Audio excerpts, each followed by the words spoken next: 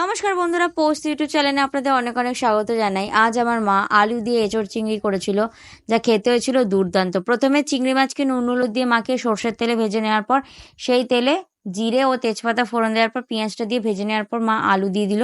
আলুটা হালকা ভাজার পর মা কেটে রাখা এঁচড়টাকে দিয়ে বেশ খানিকক্ষণ ভাজার পর তার মধ্যে পেঁয়াজ, আদা, রসুন, জিরে ও কাঁচা লঙ্কা বাটা দিয়ে দেওয়ার পর মা কাশ্মীরি লঙ্কা, শুকনো লঙ্কা, স্বাদ মতন লবণ, হলুদ, টক দই ও সর্ষের তেলটাকে দিয়ে ভালো করে মা কষিয়ে নিল।